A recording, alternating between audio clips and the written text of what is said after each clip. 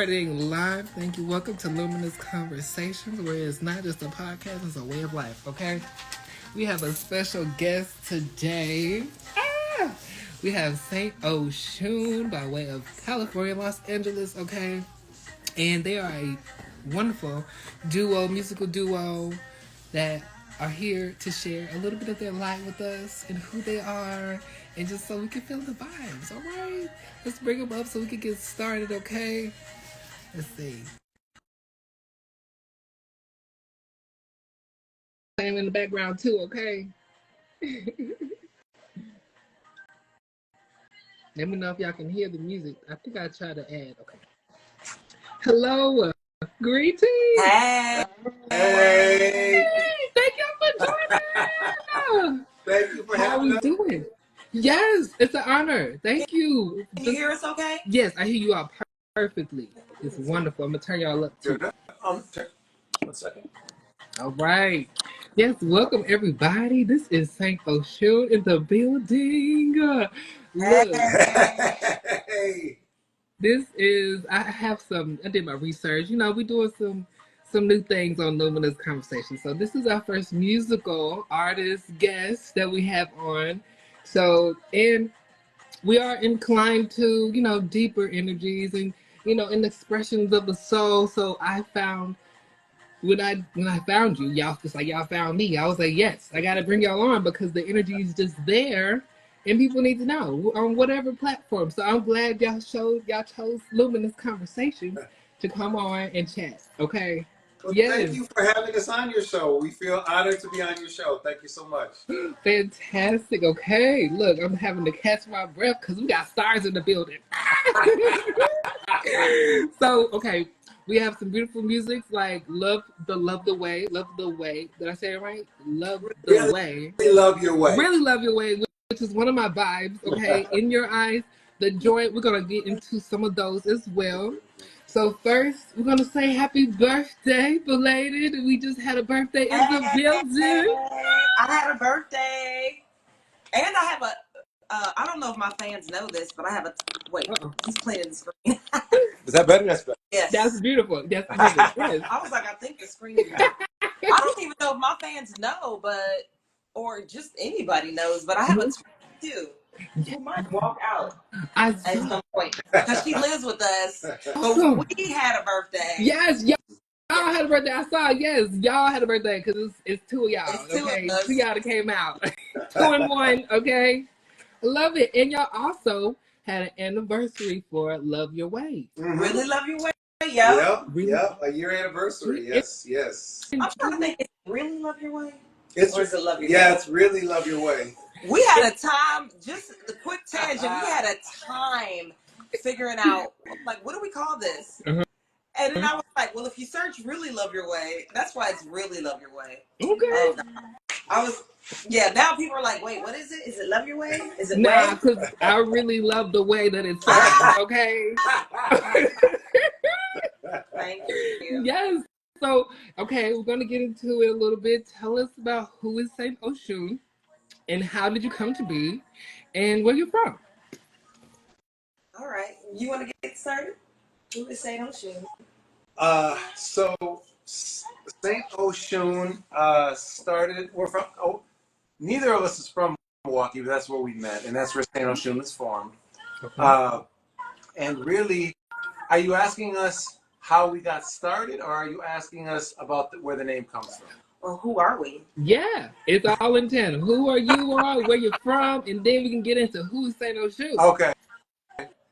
So Portia and I have been working together a long time. Yeah, over a decade. Mm-hmm. Okay. I first started working with her. I was running a band at the time, and we were touring heavily. And she was hired on as a vocalist, but she also was playing congas and flute. I think a little bit. I don't think you were playing. You later on started playing bass guitar as well. Yes. What? That was a different. Yes, Portia plays all those instruments. Okay. Yes. I didn't know. Right over be over here hiding. Lurking in the dark. You can't hide. The light is shining today. Oshun said, hey. Beautiful. And so we were touring really heavily, and we were approached by a record label um, who was considering us, but one of the ideas that they pitched to us was, you guys aren't really a band. It's really you and her, and then you just hire people when you go on the road. And so, a band is really, every time you see them, it's the same people up there. You go and see Led Zeppelin, you go see the Rolling Stones, whoever you like. It's the same people up there. You're not going to see a different guitar player or a different bass player, whatever. He said, you guys are artists. And I think you guys should rebrand as artists because it will be much less confusing to your fan base. And also, if you've ever been looking to do a big pivot, it would be an opportunity for you to do more of whatever it is you guys want to do. But we thought that. Plus, we were trying to make us transition to being more recording artists at the time, and so it just made more sense to he dissolved the band because he was the band leader, and then we became an artist duo, and that's how St Oshun was born. Yes, I love it. And now, are y'all originally from the U.S.? Are y'all originally from the U.S.? Yes. Okay. Okay. That's a good question. I'm from Columbus, Ohio. That's a good question. Okay. Born and raised. Went to college in Milwaukee, Wisconsin. And then you are from nowhere, Wisconsin. No, literally. Middle of nowhere farms, Wisconsin. My closest neighbor was a mile away. And I moved to Milwaukee after graduating college. Okay. And that's when I started that band before we started St Oshun. Yes. I'm familiar with nowhere. My family have farms. Okay. I'm from Tennessee. We in Tennessee. So we know about it. You said your family from Tennessee? Yes, we in Nashville. Oh, my sister lives there. Her baby sister lives there. But she lives more in Laverne. Oh, there go my twin. Did you tell her we was live? Let me not reveal my location. Because we in the same area. As your sister. Oh, you in Laverne? Okay, my little sister is in Laverne. I love Nashville. Laverne is cute too. It's a nice little quiet space outside to see. Hey, twin. Caught off guard, like, wait a minute. Okay. Hello, greetings. Yes, good to see you. I love the energy. Okay, so we are in Wisconsin, right? And the name. Can we get a little bit about the name and how it came? St Oshun. So we spent a long time on this name. A long time. And what the name represents, it was important to us that part of our vision as artists is to empower women in particular. And Oshun, Oshun obviously does that. If you're a listener, do not know who Oshun is. Oshun is one of the Orisha that originated in Nigeria, specifically in the Yoruba tribe.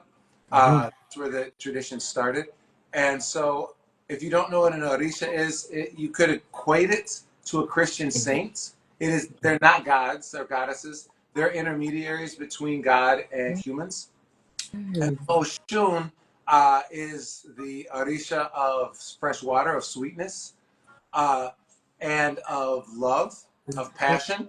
And the thing about the tradition is it spread throughout wherever slaves were brought. So we have a lot of fans in Brazil. We have a lot of fans in Central and South America because the slave trade went all through there, and so the tradition carried on. And that's where some of the differences started as far as some of the tradition became incorporated with Catholicism, especially when the slaves were forced to adopt the traditional religion. And then you also see that similarly in voodoo in New Orleans, where you have slaves who are trying to reconcile the tradition they grew up with what they're being told now. And so our name really captures the essence of who we are and what we want, but also a reminder that even though our ancestors come from there, we're American. And so we are definitely a blend, both in kind of belief and also really in styles of music, like our music is like Christian and our ancestry. Therefore, the saints. Because saint is more like Catholicism, and then you have the Yorubian sort of culture with the Orishas. So St Oshun. Oh wait, Sorry, y'all. Sorry, I had to put on this do not disturb. My apologies. I'm listening. You got you. You good? You good?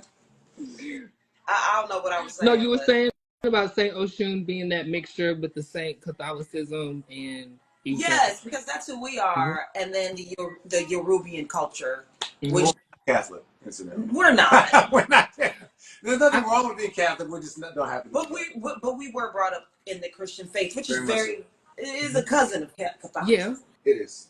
yeah. So, therefore, that's why we put together Yes. the two words saint and then Oshun. Yes. I'm so glad y'all said this because as I was, digging in and, looking more into the energy and the vibes of St. Oshun, you two, the duo, I kept getting this sense of, I can Tina, but without the trauma. Because Oh Lord. in the industry, without the trauma, without the low vibe, because in the Right, without the industry, low frequency, yeah, with the because high. what I'm gonna say is in the industries and the now, you see a lot of downing of the female, the feminine energy. It's not really just uplifted in its purest form. So I kept feeling that it's like this Saint Oshun is like the rise of the divine feminine in a sense, and the divine masculine is there. It's not like it's less than, and that's what I see. And that's what I feel in you all's presentation. It's like this dynamic duo. Because I love Argentina, but they have other stuff going on. But it's just, it's just I could just feel that whenever I see you all and hear your music, and it's like you're uplifting this energy. And we all have divine masculine and feminine, but it's like this energy is rising, and the divine feminine is coming alive, and Oshun is a great representation. I'm not just deeply aware, but I know the energies, and you can just see that emanating. And I was like, I love this name. Y'all are embodying it beautifully, okay? And it's just, and that's what it's meant to be. Period. Yeah, I appreciate that. Thank you. Thank you. Yes, yes, I yes.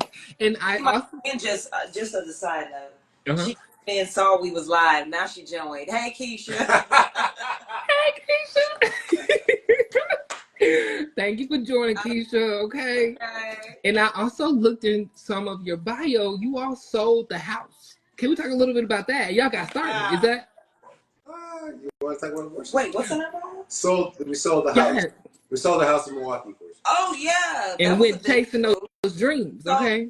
yeah, in 2020, we decided. Well, we had already made a decision Mm-hmm. to move here, and then it was in 2020, early 2020, like maybe like it was December 2019. Mm-hmm. It was before the pandemic, but we were visiting here a little bit, doing some business with a few people, meetings, things like that. Maybe some writing sessions, and we had already set our sights on moving here. Then the pandemic happened, Yeah. and I remember the last time we were here was like February, because I remember it was February You should 2020. tell the story about what happened during the pandemic. Ooh. Who were we supposed to meet when we flew in that time for? Give us the Um, details. wait, what was it? February. It all shut down, and the person we were supposed No, it to didn't meet. shut down till. Oh no, it didn't shut down. It didn't shut down till March. Right. Mm-hmm. But We were here February. I remember it was Valentine's Day because we went to the Hollywood Park. yeah, it was like. But who were we supposed to meet while we were here with Rockwell? We were supposed to meet Stevie Wonder, but I don't know why we. Are you sure that the timing is right? Yeah, yes, I do. I am sure. Because people started to get sick, and some people were nervous about going to that party, and he didn't want to come out because people had started to get sick. Okay. Oh. Anyways, we had our sights on moving here, and when the pandemic happened, we began to question, like, just like everyone else, like, wait, should we stop our lives? Like, should we really move now? Because we were planning on moving by the end of the year, before the end of the year. Mm-hmm. And we kind of looked at each other, and my spirit was like, girl, you better do what you said you was going to do. Like, why are you waiting for a perfect time or opportunity? Yeah. So on paper, it looked like a bad idea. Mm-hmm. It looked like a terrible idea. But it wasn't. It turned out to be one of the best ideas. Yeah. Like, I feel like the universe was in our favor every step of the way. From we had a house to sell, and let me tell you, that house needed some work because we were touring musicians for like that whole 10 years, and we were not good stewards of that home. So good stewards of a home means when something breaks, you take care of it because it's not a landlord. So I mean, if it was a door handle, if it was we only did emergency, like, right. It's okay. So 10 years of pile up. Plus, we wanted to redo the kitchen to make it more sellable and redo the bathroom. Child, that was a feat within itself. So we had to sell this house. We got it together through the favor, like through the universe, God. Everybody came through on the funds to get this thing together. I'm not going to even get into all those details, but stuff just started clicking and happening when we made the decision to move here. Within 3 days. Really, within 3 days, we got that place together. Yeah, we didn't get together in 3 days, but the fun. No. Trust me, it took from the summer till September to sell. Yeah. We sold that son of a gun twice, actually, because the first one fell through. Okay. We made a nice profit, and because it was a seller's market then, and yeah, it was. We moved here, Yeah. Listen, where are you located? You said Laverne. Remember We in Laverne? Tennessee. Portion. Oh, you are. No, I thought you were saying that you were from Laverne, but you are located. Okay, here in LA. Don't come find me, y'all. No. Related. So everybody was like, "What are y'all doing? They're like, it's so expensive there, and we're like, we know. Yeah. Like, I feel like you know, if you're afraid of that, then that's what you're going to attract. Yes. Like, so I just was like, well, I'm not scared of that part. Like, I got other things to be worried about. Like, people are there figuring it out. Let's go. Yes. Let's figure it out. So during the summer, we were coming here also for business, and then also to apartment hunt, and we made it work. I don't know how, because I'll be honest, a little part of me was like, what? How much for rent? Right. And I love that. I love you shared that because it's more than we was paying for a regular mortgage for a house. Right? When we first moved, it was. Oh yes, it was for 3. You're right. You are right. A one-bedroom. Right.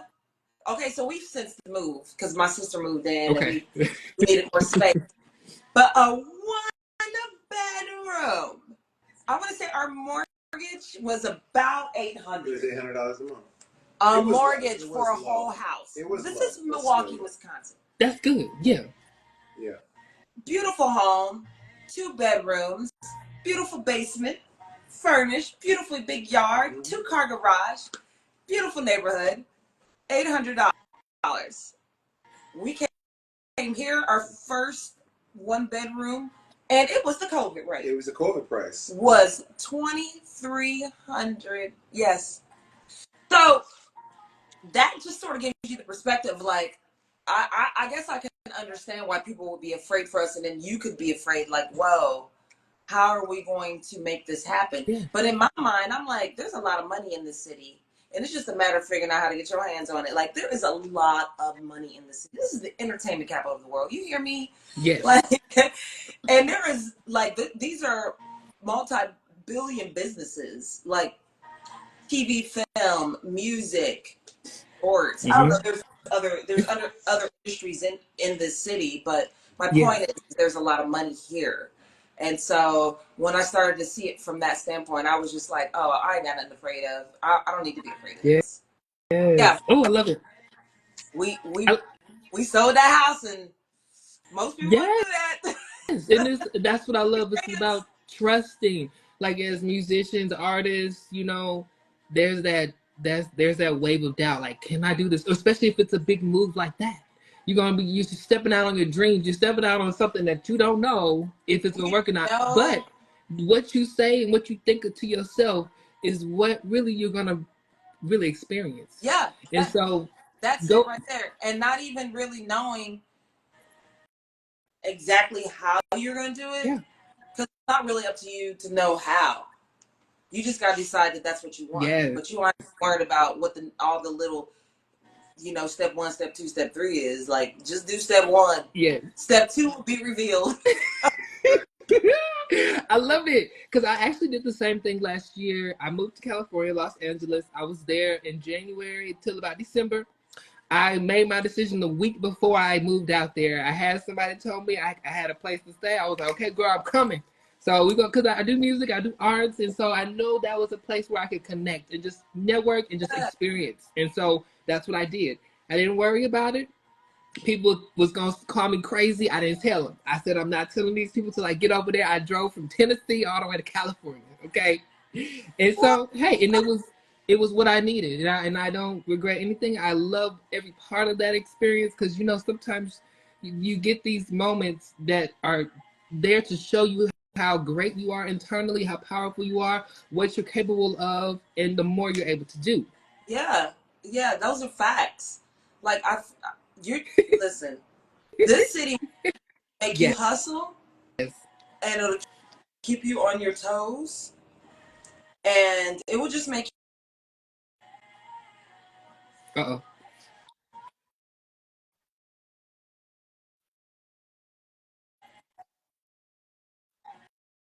And easily. you. Just so you all know. I love it. That's how you do it. The affirmations. Keep Yeah, affirming these things yes. on the daily. But I'm not gonna say that it's not challenging, cause it is. Mm-hmm.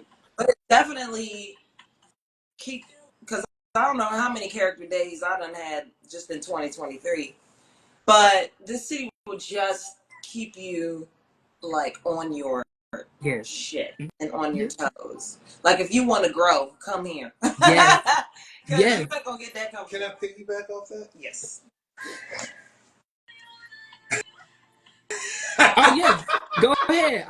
Go What ahead. happened? So yeah, 2023. And again, I know you have other questions, so I'm not trying to take you away Oh from no, it. you're good. Take your time. But I feel like what Portia just said is very true, especially when it comes time to you have a vision. All right. The bigger the vision, the bigger the cost. Mm-hmm. That's one of the laws. Okay. Yes. You always have to sacrifice something of a lower nature in order for something of a higher nature. That's how the universe works. So Okay. for us, we set out, and I know you've done your research, and I appreciate you. You know, we have it hanging in our recording studio that we are the best pop artists in the world. When we set that intention, we said, "Okay, universe, this is what we want." But what people don't understand is Mm-hmm. that doesn't mean that a unicorn comes Yes. and you ride it over a rainbow into a pot of gold and screaming fans.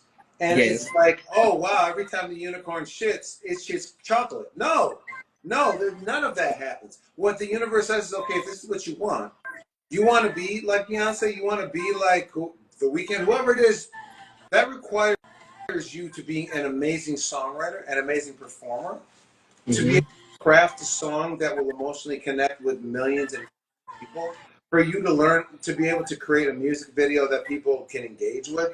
It requires you to have the determination to stick with it long enough. It requires you to show up over and over and over again when things fail, when things don't work out, when you don't know how you can pay a rent, when you don't know if you're going to be able to live here another day.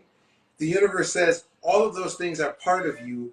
When you get to be the best pop artist, you have to have already worked that shit out. Otherwise, you will crumble. It Yes. will not last.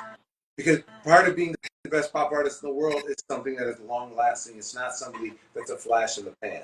So that's what you ask for. So whatever it is that you ask for, the universe, you have to be prepared that it's none of those things are sent to challenge you and make you fail, make you fall. There are challenges to make you grow into who you need to be, who you need to become in order to be that person that you want to be, in order to have those things that you want to have. Mm-hmm. Yes. Drop the mic, okay? Yes. And then you walk off. Right. That's it.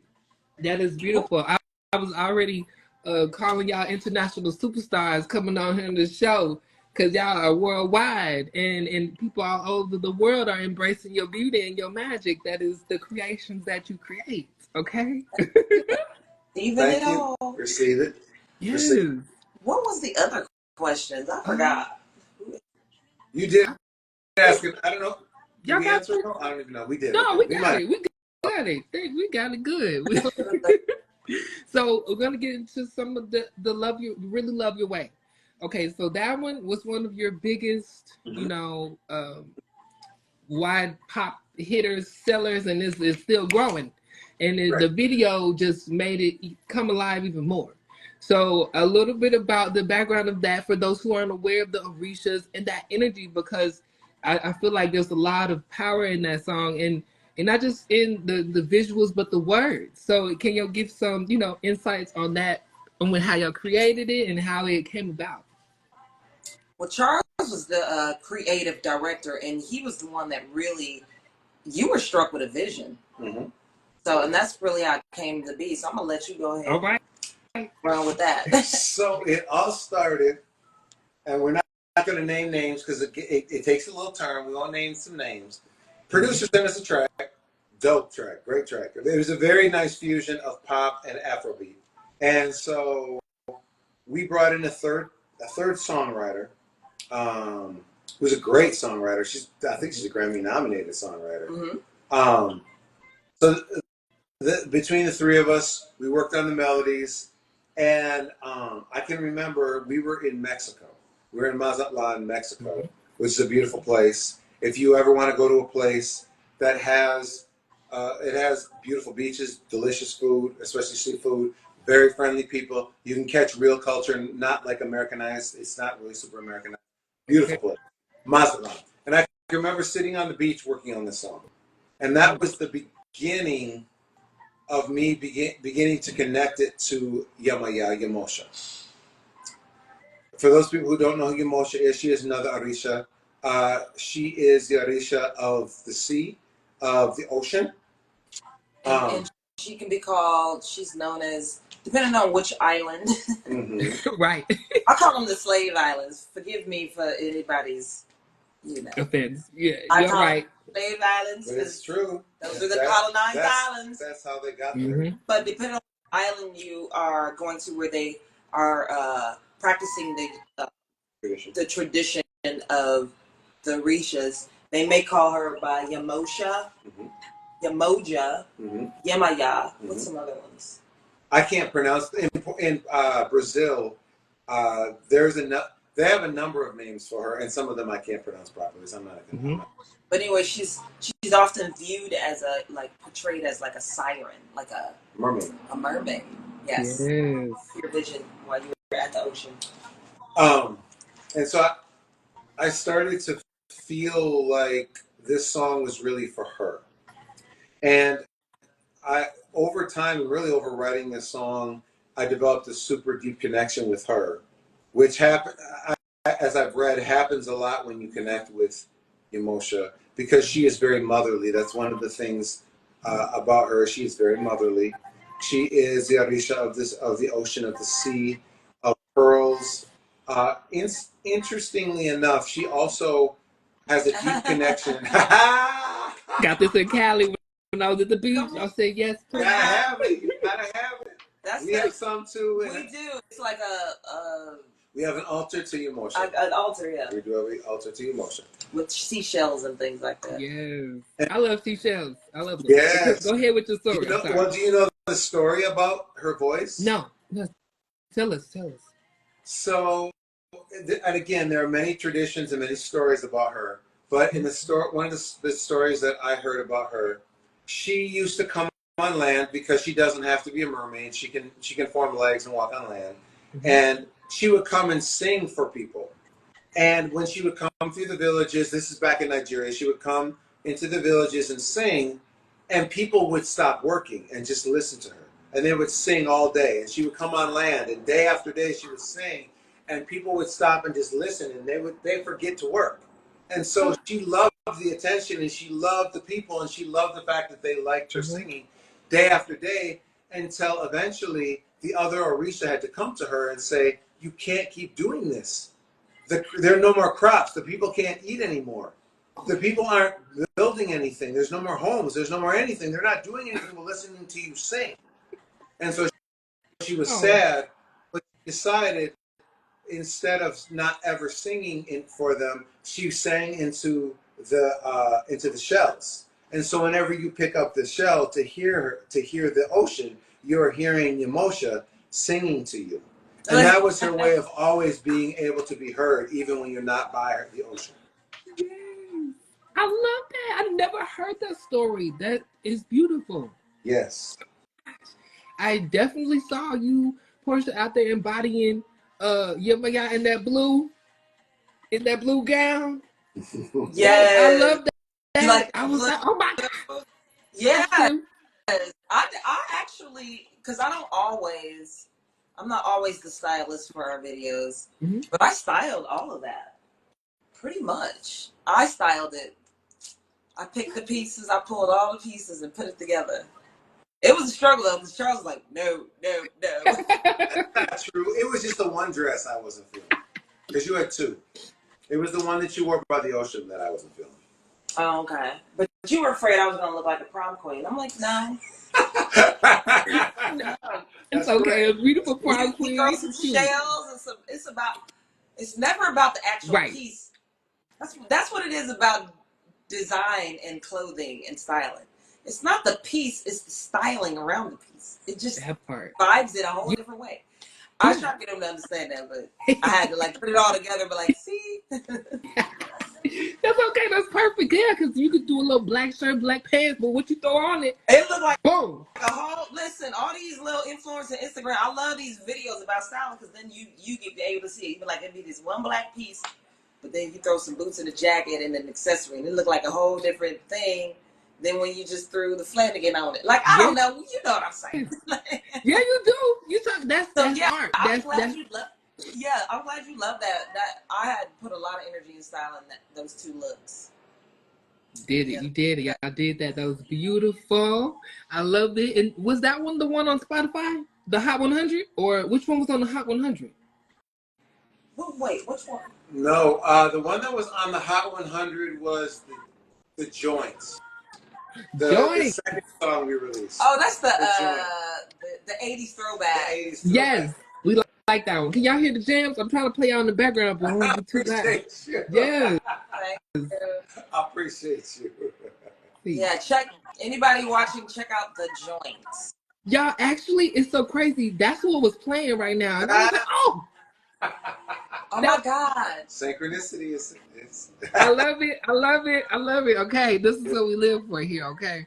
All right. So shut that door. Y'all answer like everything that I had and more, and we're gonna jump into some of your favorite songs. And I know, Charles, you told us about the "In Your Eyes" song that you made it for your sister or your cousin. So tell us a little bit about that song and the backstory a little bit, if you can. Of what? In Your Eyes. Oh, In Your Eyes, Sarah. I didn't really say her name, but it's too late now. That came all the way out the bag. The whole body. That's okay. I always said to myself, like, don't say her name. But you know what? It's out. Yeah. We sat down. Okay, so we started out with this track that we were vibing with, and it was one of those writing sessions where it was just me and Charles, and then we both were like, okay, what are we gonna write about? Because I had some melodies. Had melodies laid out, and we were wrote all the melodies. No, Sean wrote. Oh, that's right. The producer did write. He wrote what we thought was the chorus, and I said, "Oh, that's right. He did." Why don't we flip it and make that the pre, and then what I had come up with the chorus? And we were like, "Ooh, that works so good!" So all three of us had gotten excited about it. But he did write that part, just the melody. You're right. He put some words in there, but then we changed it. So we were like, "Well, what is the subject of this song?" And Charles had just lost his mom, really, recently. Oh, yes, I had. Yes, I sure had. Yes, this was 2021. You are correct. He lost his mom in July. Actually, specifically, he lost his mom the morning of the shoot for Spotlight. So when he had a call time at 7 a.m. for that music video shoot, Spotlight, and he found out that his mom had passed away that morning. So he was on this set. Didn't tell nobody. You would look at that video and not even know that. But anyways, that's what I was thinking in my head. I said, really? he held it together, and then the grieving process started. I mean, as soon as we got done with that day, but mom had passed, and so after going back to Wisconsin and being with his family, his sisters had given him this photo album that already had his name on it from his mother's belongings. And, he brought it back. He hadn't looked in it yet. So some months go by. We're writing the new song. Yeah. And it's like, well, what are we going to write about? What's the subject? And I was like, you know what? Because sometimes when you're desperate, you just be like, let's just go through. Because sometimes the subject matter can come from a conversation of what you had that day. Like, oh, but we weren't there. And I said, let's just look through our old journals and photo albums. So he went to that photo album, and he told me when he opened it up, it was him and his cousin when they were little. Y'all was like 3, 4, 5, real little, right? So small that you're looking at these photos and they were playing, and he said he remembered suddenly that back then, in those moments of those photos, he knew there was something going on with Sarah, like there was some darkness about her. But when you're a kid, you don't necessarily understand the whole concept of what is troubling this child. Mm-hmm. And so that was his first revelation of it, but he didn't know what it was. And it wasn't until you had gotten older that it had been revealed to you that she had been through some things in her life. And I'm going to let you tell that. But I got the opportunity to meet Sarah over the years before we moved here. And lovely, beautiful, wonderful young lady. I knew she had been battling drugs, but when I saw her, she was sober and just a joy to be around. And she would hook us up, help us out when we needed help. We would help her when she was in a time of need. And this is just even with money. Like, she would come visit, come to our shows, because she lived all the way in Florida. Sometimes we were in Wisconsin, she was in Florida, right? Most of the time. Florida and Maryland, between those two, yeah. Mm-hmm. But she had, when she was younger, she was sort of the black sheep. So Charles had found that out when he had gotten older. She had been raped by her mom's boyfriend. But even before that, she just wasn't the favorite child. She wasn't the cutest one. She wasn't the smartest one. And she eventually left home when she was like 16. Left home when she was 16. She ended up getting pregnant. She ended up getting strung out on drugs out there in them streets. She ended up getting AIDS. Like, it was just, what else can go wrong? That was back when AIDS was a death sentence. So by the time I met her, she was mostly cleaned up.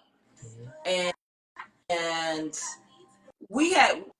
so he was looking at this, and then he was looking at this, telling me the story, really, as he's looking at these pictures when they were kids. Like, oh my God, I remember when we used to play when we were kids. I knew there was some darkness there. She was troubled, but I didn't know what it was. And so I don't know if I got all the things about her troubled out, but you did a pretty good job. Her father, I knew her. I only met her parents one or two, maybe twice. You never remind me, met her dad. Yeah, lovely, lovely man. Doing the best he can. Right. Uh-oh.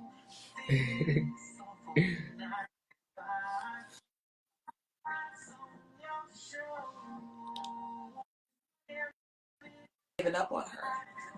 Mm-hmm. And rightfully so. Like, sometimes, you just get tired. Always trying to help someone that you love, and then you decide to just cut them off because they keep disappointing you. And I think that was their interaction relationship. So we knew that he had given up on her, and that quite a bit most of her family had, right, Charles? Mm-hmm. So we ended up writing this song. No, that was you. We got alarms going off. Unfortunately, mine is a task. It is not an affirmation. Okay. Anyway, we realized that a lot of people are giving up on her. And, you know, that is their, nobody is shaming them for that. I get it. But when I met her, there was no reason for me to give up on her. You know what I'm saying? Like, I hadn't had kind of history with her. You know, where maybe she took money and then stole it. Who knows what she had done to the people around her. But we knew we hadn't given up on her. So we wrote this song. It was basically a love letter to Sarah. That we weren't giving up on you, and you have a story that you can rewrite, and to believe in yourself. You know, what's the lyrics? In your eyes, girl, I see your light. I believe in you because it's your night, girl. I'm beside you. Dance until you feel the love. That's the lyrics. And when we first wrote the lyrics, like the pre-chorus of the lyrics, the pre-chorus was, I want to dance with you all night long. No more tears on the floor because this is your song. I mean, like, this is your story. We come from love like no other. Like we come from this greatness. We come from love like no other. Fuck it, no more drama. Whoa, I'll never let you go. In your eyes, girl, I see your light. Why when I'm you know, because I was like, well, okay, so we write the lyrics, right? Mm-hmm. And then I'm demoing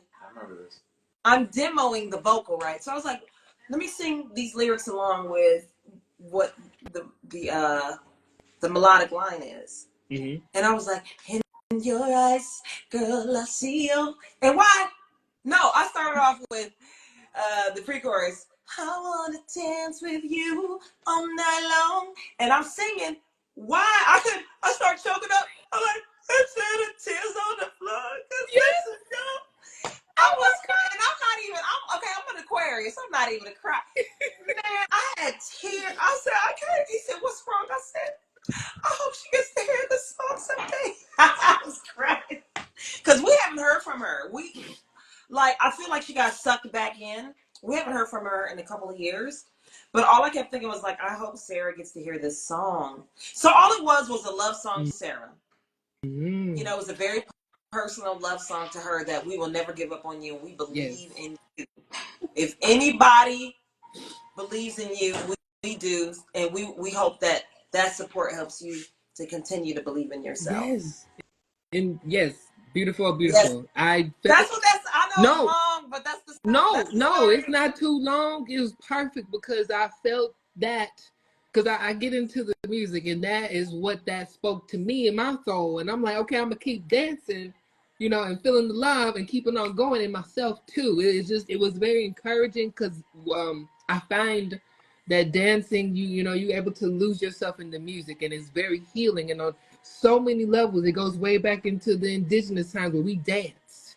We dance to the drums, and we dance to the sounds and the beats and the sound and the wind. Okay?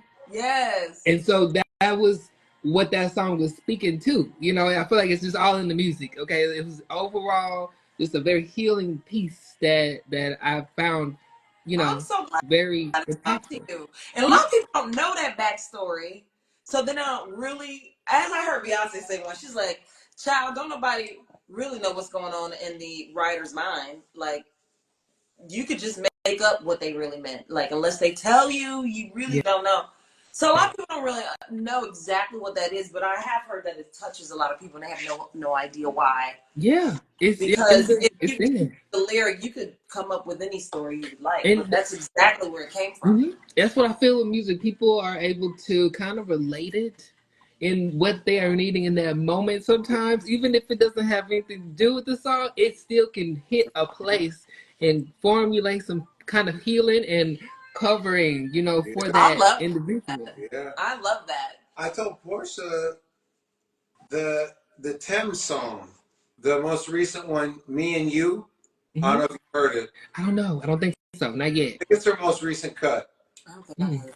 When I heard it, and I didn't know the backstory. I didn't know anything at first.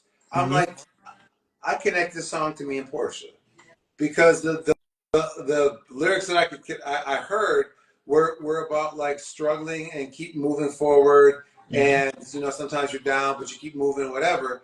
And then somebody told me Thames wrote that for herself and God, a conversation between herself and God. And I'm like, well, I get that, but I'm still, every time I hear it, that's not what I hear. Well, it's the same with Aaron. Remember, he told us, what did he say? He said, every time I hear. So one of our mentors, that's one of his favorite songs. Okay. But no, not Thames. In Your Eyes. In Your Eyes. Oh, okay, okay. Eyes. Yes. And he said, I know who you wrote it for, and I know that you guys are singing it to a woman, but whenever I hear it, I think it's for me. Yes. And at the end of the day, that's he said he felt like it was for him and his relationship with God. Yeah. Yes, that's right.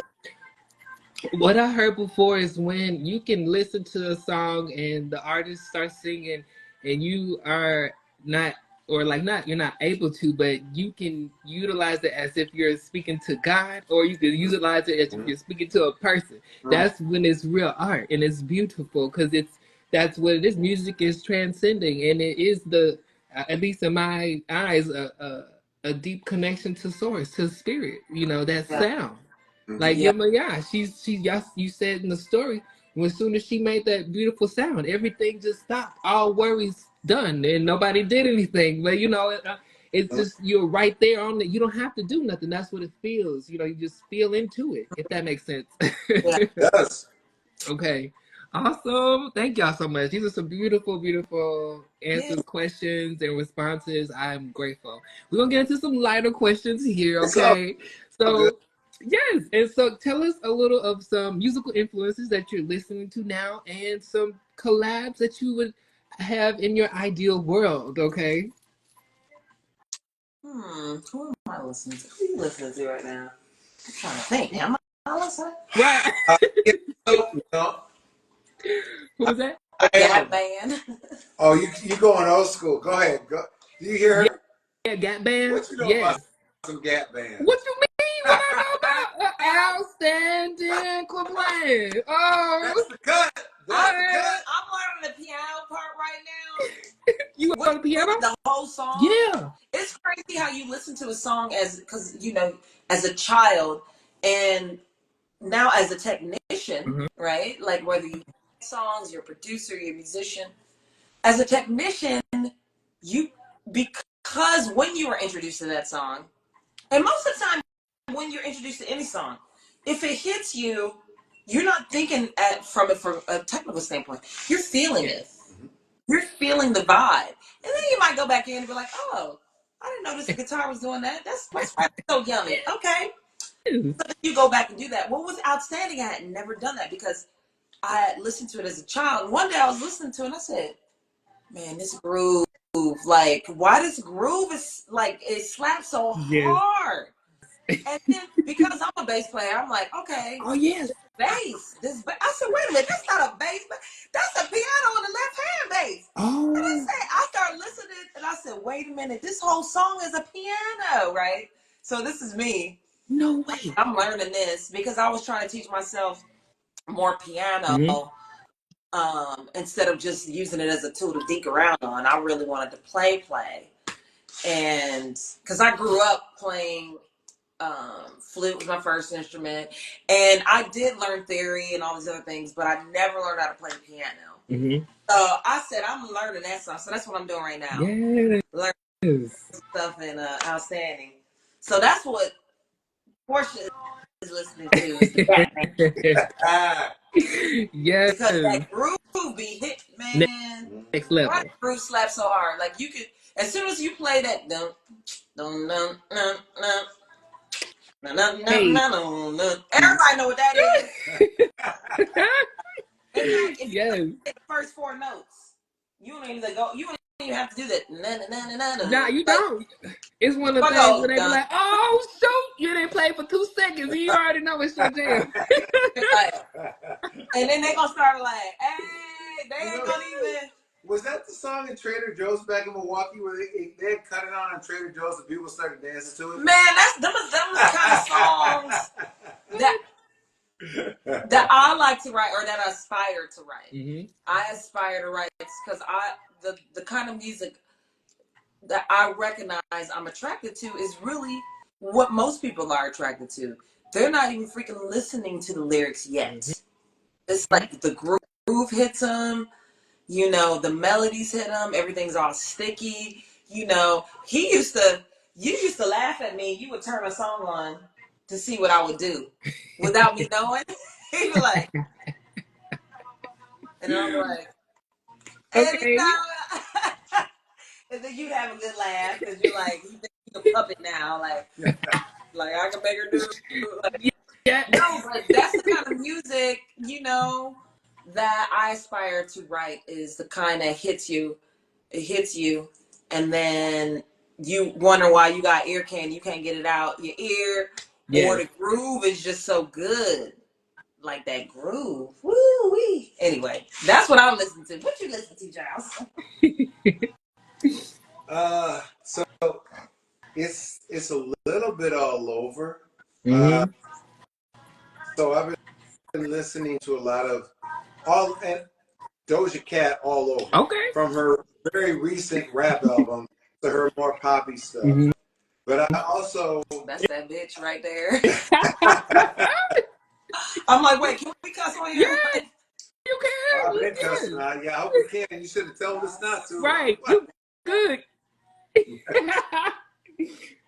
But then I also, because we have a producer that sent us a track, actually two producers sent us two different tracks, and they both are very Michael Jackson Okay. sounding. So I've been going back, listening to it a lot, and I listen to Michael Jackson a lot Mm-hmm. anyways, but listening to a lot of Michael Jackson, which I unintentionally, people say I sound a little bit like him, and I don't try to. I really, really do not try to.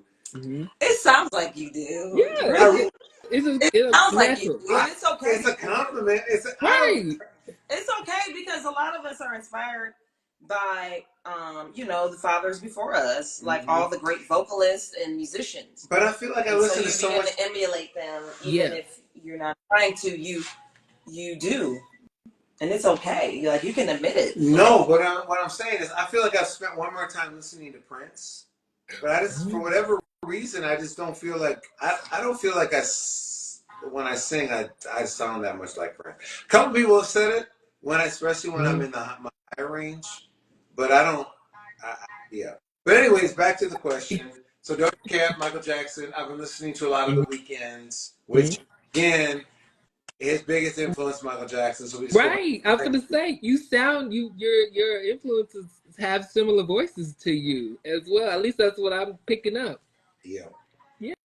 But I will say, I really, oh my gosh. I'm not gonna lie. This is not an influence, but I have been listening just because I've been curious. Nicki Minaj's new album. Oh. I have been listening to Nicki's Fuck new this album. club up. Fuck this club Not because up. Hey, hey. Come on, Nick. Listen, we gotta do a little bit every now and then, okay? ratchet. Every once in a while, we get just a little ratchet. Just a little bit. I'm talking about I love Just a little Ratchet. bit. I love Nikki. It's her birthday a few days after mine, so okay, she's in my life. And Beyonce, too. I listen to a lot of Beyonce, honestly. Uh-huh. And I know it's like some artists, they don't really listen to a lot of current music. So I mean, like, you know, you pick it here and there, and you find inspirations from those you wait from the From the past, you know. Yeah. past, even from now, Yeah. like I listen to I mean, damn, like Daniel Oh Caesar, Gideon. yes. Yeah. Yes. Oh, I that was a listen lot of to Thames. She left her. I listened to a lot of Yeah. Thames. I listen to Victoria Monet. Come on, girl, with all the Grammys. Like Tori she got Monet, I don't know her. I have to look her up. she got nominated. You said Victoria one? You know the one that does On My Mama. Okay. Mama, I look good. Yes. Wait, Okay. See, I listen to music sometimes. I don't know who's singing it, but yeah. Look, I don't even know the lyrics. We know her, right? I know her. I got you. Yeah. Listen, Jeanette. I can't look. I'm trying to think of all the people. Like, no, that's I mean, I be perfect. Like, Aretha becoming Whitney, and then I go new school. Yes. So, Yes. I'll be speaking in. I'm not gonna lie. If we're going old school, you too young to know about them. But when my part of my heart goes back to Earth, Wind, and Fire. I am not too young. That's my babies. We love them. Oh, we love Earth, Wind, and Fire. Because they had such a strong vision. And Maurice, I'm going to give him the props because he was the main visionary to really bring uplifting and healing. And not all of our songs do that the way that their songs did. Like, he was militant about making sure. But I feel like that's part of our job as artists, even if we're the best pop artists in the world, is to still bring healing. Part of healing is fun. Part of healing is love. Part of healing is a little sexual healing. We got Marvin Gaye. Okay. Part of it, too, is just uplifting and reminding people of their greatness. And I feel like Earth, Wind, and Fire, that was their mission. And they did an amazing job of it. I love that. Yeah, we listen to them. And Stevie. Stevie Wonder all day. Yes. A ribbon in the sky. Okay. Hey, yeah. And so, can you give us some in your ideal world? Who would you like to collaborate with? And it's possible, okay? It is. It's not possible. It's already going to happen. But happening. Yes, it's happening. Right. Go ahead, Portia. Oh, no, I can't think right now. Doja Cat. Okay. That will happen. The Weeknd will happen. Beyonce will happen. Okay. Okay. Beyonce. Come on, Beyonce.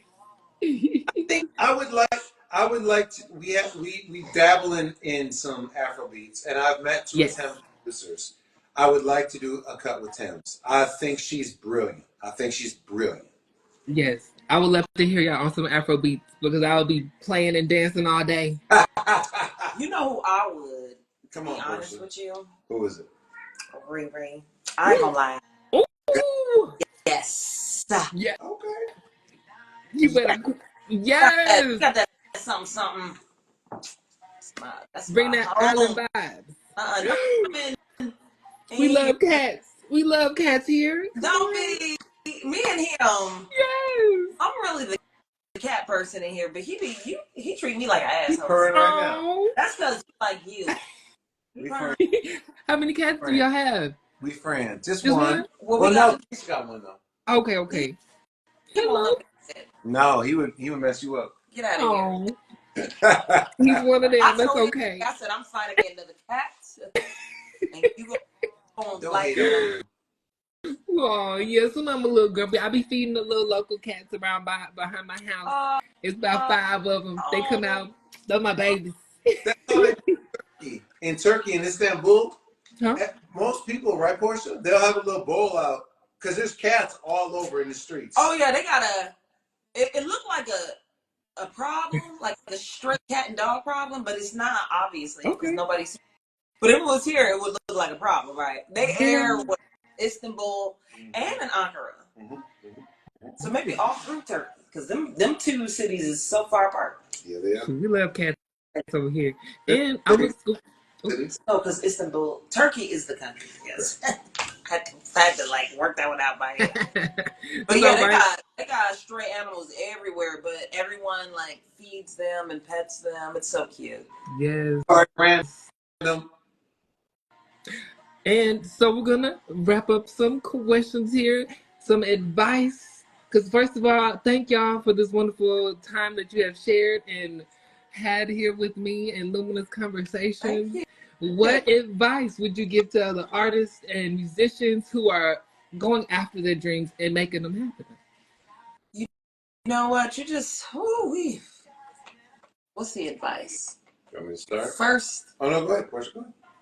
You know, I loved that stand-up that we just saw a couple of weeks ago, or maybe it's been a little longer, maybe 3 weeks ago, with Dave Chappelle. And he told this story. He's more of a storyteller these days, right? He's like, his commentary is more of a his stand-up is more of a commentary. Yeah. With some punchline. With the punchline at the end. You're like, oh, that was funny. Yeah. But he was talking about how he goes into this room and he's like, they were all dreamers. He said, I know because I'm a dreamer. Mm-hmm. But they were all celebrities, right? Mm-hmm. And he spoke of what's his name? Good Lord, why can't I think of his name right now? Lil Nas X. Okay. He spoke of Lil Nas X, and he said, when I saw Lil Nas, I could tell he said I was in his dream because he's a dreamer, and now I'm in his dream. And you should have seen how he walked when he was trying to pretend to be him. He said Lil Nas came over and walked and was like, he posed. Was like, posed. I wanted you to be in my video. I'm not going to get into what the bit was and the punch. But when he said that, it made me realize that all of those people that are at his level and up, they're dreamers, but they're not just dreaming. They've already told themselves that it's already here. Like, it's not I wish, but it's a I know.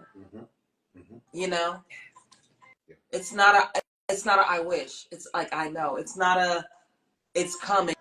It's already here. Yeah. Yes. And that and that really is you telling your story, because your story is what it is. A story is not a dream. A story isn't a hope or wish.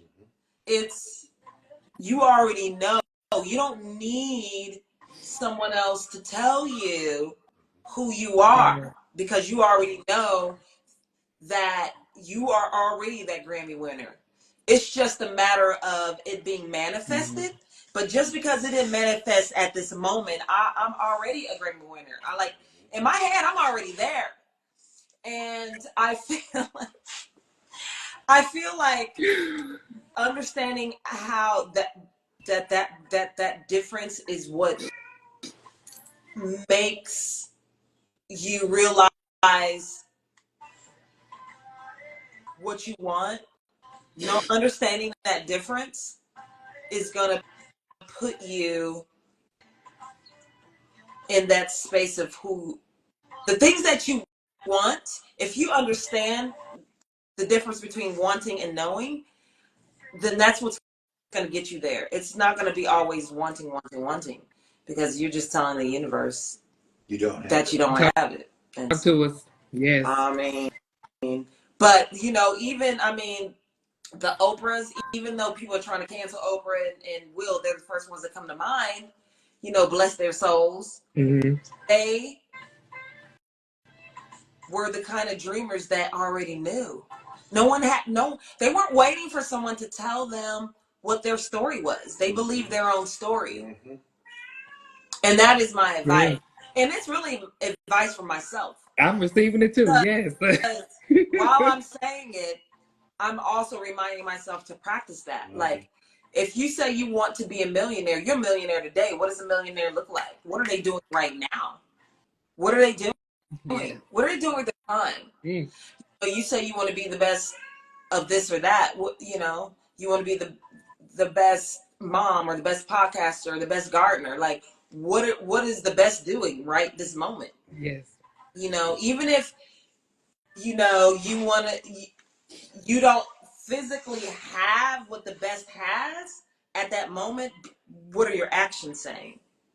And that's being that dreamer that already, it's not the kind of dreaming that you think of when you say, I wish, I wish, I wish. It's the kind of dream that you already It's know. I'm in lucid. my dream right now. Mm-hmm. Right? I don't know if you knew this, but I have a dream that it hasn't manifested today, but it has in my mind already. So that type of shit, not the ooh, I wish, I wish, I wish. Mm-hmm. Like you in it. Yes. It's coming and it's happening. But that is the difference. So that would be I guess that would be my advice. It was a lot. Beautiful. It was a lot, Beautiful. I know, but it's something I'm even working on. Yes, it's a continuous thing. Yeah, It don't stop.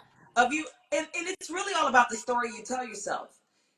Every successful person I listen to and talk to, it always keeps coming down to that. However they say it, it's the story you are telling yourself. Are you saying I'm going to be a drug addict or an alcoholic because my parents were alcoholics? Mm-hmm. Or do you have a different story? Like, what story are you adopting? It's all about that story that you, without you actually saying it, it's what you're thinking. Like, what are you thinking? Because you won't think something, regardless what you want or what you don't want. Thinking it. So what's the story though? Mm-hmm. Because that's what you're gonna attract. That is what the universe. You putting your order in. Yes. You put the order into the universe, and they about to deliver it.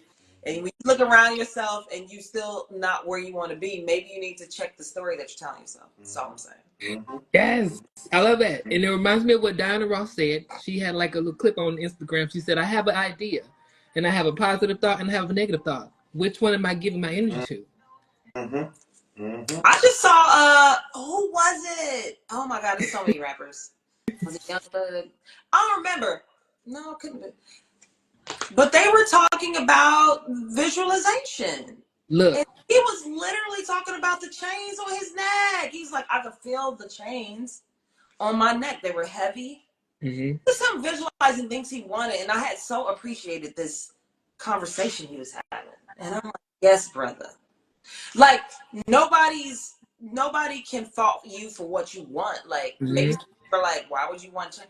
Listen, that ain't what you value. Stay in your lane. Like, this nigga value chains, so let him do his chains. Okay. Because he's plugged in, okay? Like, he's plugged in. If he understands that already and he managed it, he's plugged in. So, I had really appreciated that, though. But, yeah, that's my advice.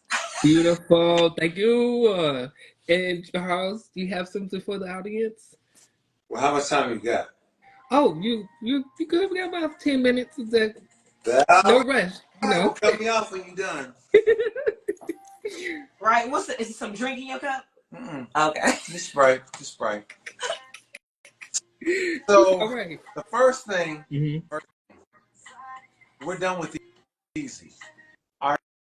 Artists, if you start or you're 2 years in, we're not thinking easy. We're not thinking, oh, well, you know what? In 6 months, I'm blowing up. In 5 years, I'm blowing up. That could be the case. The universe works in crazy ways, but you are in it for the long haul, regardless of how the universe chooses to act.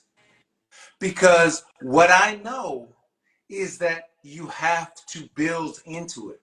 You have to go through whatever it is that you need to go through. Because what we hear so often is, where did they go? They had that great song. Where they at now? I swear, they should have done more. I hear that all the time. Man, I love them. That cut was so solid, but where they at now? If you want some longevity, you have to be prepared for it. If you go to the gym and say, you know what? I want to get swole.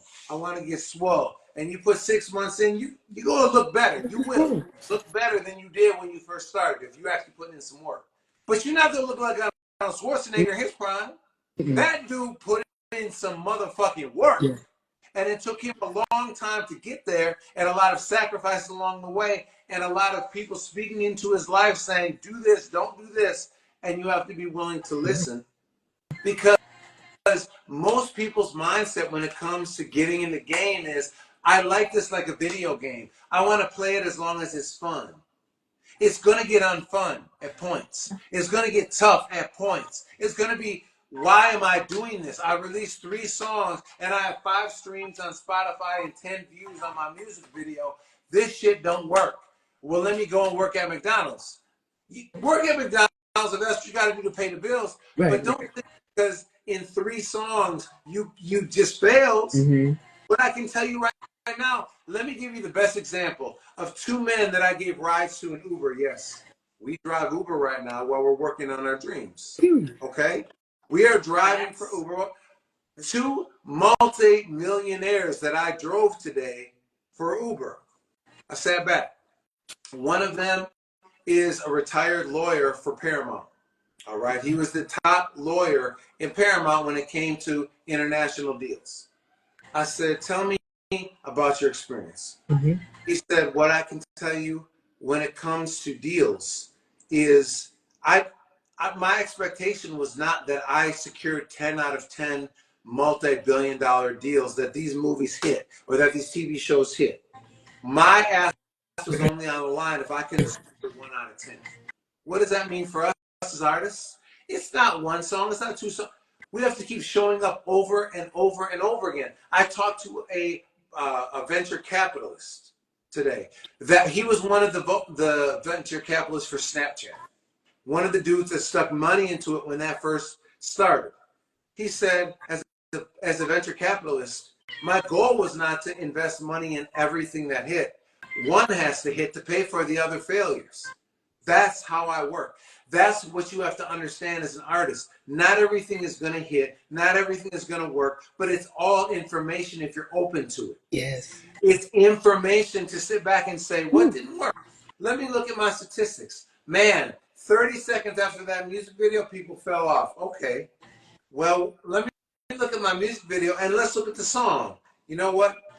I wasn't sure about that pre-chorus. I wasn't sure about that chorus. I wasn't sure about that verse. Yeah, you know, my audience wasn't sure about it either. They fell off. Okay, it doesn't mean that you're a bad rapper, a bad singer, a bad anything. It's information. Okay, next time when I come back, let me have 5 people listen to this before I release this, so I can get some good information. Let me go ahead and hire a marketing team to talk about, you know what, I'm not sure about this. Let me get some information so next time when I go out, it's a little bit better. It's a little bit better. Let me get a collab because I can't, right now, I need somebody else to sing my hook because I'm not that great of a singer. I'm a good rapper. I'm not that great of a singer. That's okay. Bring it, do a collab. That's even better because at the end of the day, you're bringing in 2 forces, 2 audiences to collab on this and make it stronger. But when you get so wrapped up in your results of 1 song, 2 songs, 3 songs, you will shut it down and you will say, I'm just no good at this. Let me go back to just working at McDonald's for the rest of my life. My family was right. I'm trash. My friends are right. I'm trash. I can never make this happen. And then you have spoken the story that will end your career.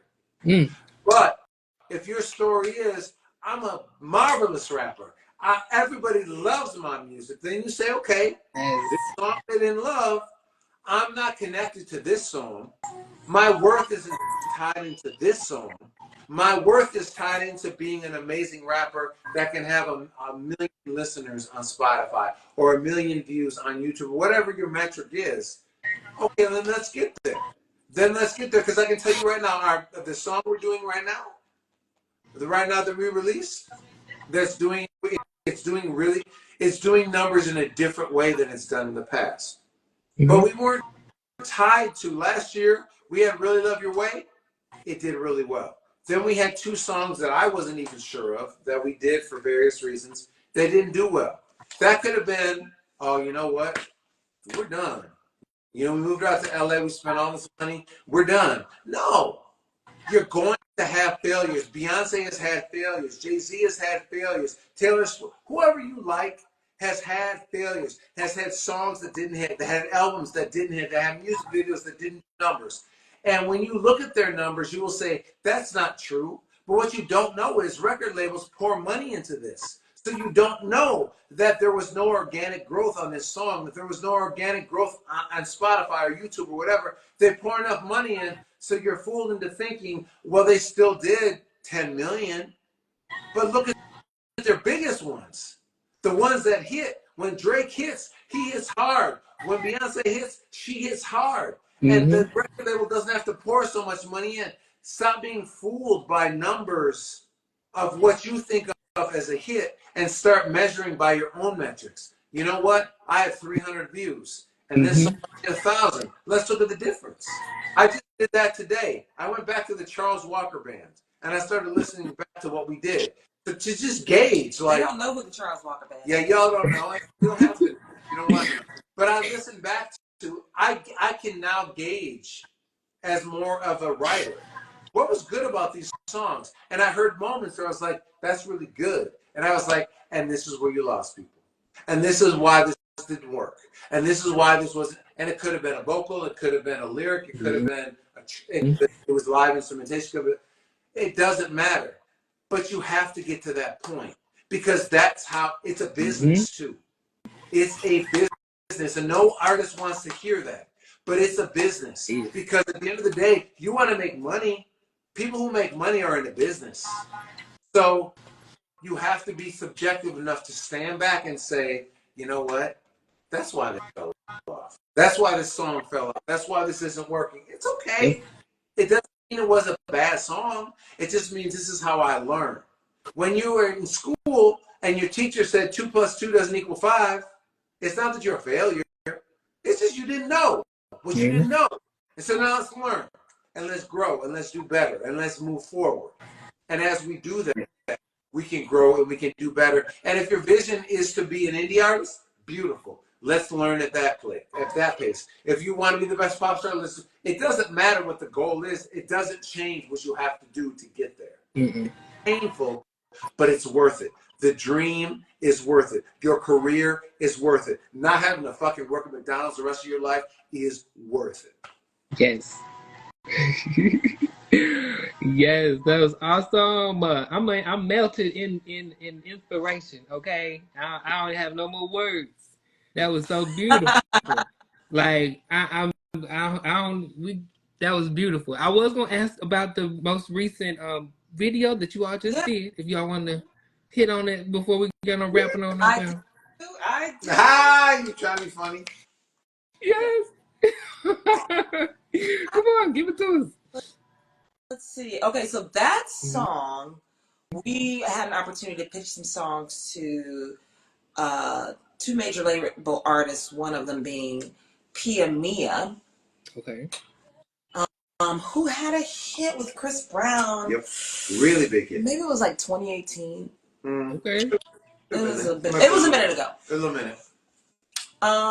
So long story short, we're not sure exactly what happened. I know.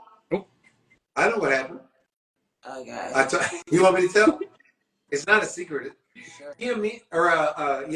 Pia Mia is currently renegotiating her record contract. She had a record contract that she signed before recording anything, but for whatever reason, she's decided it's not adequate for what she needs. Yeah, so being very diplomatic. I mean, yeah. So I don't know. That's what we were here or there, but we were sort of sitting on it. We knew it was a good song. Now we wrote it. And in my mind, we wrote it for Pia Mia. Like whatever I wrote, I did not write for Portia to sing. So then Charles gets reached out by someone that was interested in pitching it for placement, and I don't know exactly what was it, a TV show? Placement for a TV show. And he's like, if they're gonna pitch this, we should probably release it because she's not gonna release it right now. And the reason for that is because, like, let's say it gets pitched and placed. If you hear it in this TV show, you're not going to be able, if it's not distributed, you're not going to be able to find it. Like, a random person that hears it is like, I like that song. And they try to Shazam it or look at it and it ain't going to pop up. Because So that's when he's like, we should just release the song if somebody's going to pitch it for a placement. Okay. So I was struggling at that point. I was like, I we have time to rewrite? I was struggling. I'm be honest. Like I'm like, I didn't write this song for myself. So, and we wanted to wrap it up fast, so I had no time to change no lyrics or nothing. Okay. Like, You changed a few lyrics. Maybe I changed a few, but I didn't. I still was struggling because I wasn't connecting with the song. Okay. And I feel like we're gonna keep coming back to this because I feel like the best we can do for people, if there's a lot of artists out there, or really just a lot of dreamers about whatever they want. Mm-hmm. What you have to understand is 2023 was a very difficult year for us. You could look on our door pretty much every month to see a pre-eviction notice. Oh yeah, they be like, "We want our rent." Like it's only a few days late. Right. And I don't bring that up for any other reason other than like when we got before the 17th. When it came time to be like, okay, we're gonna do this song. Mm-hmm. Nothing had changed.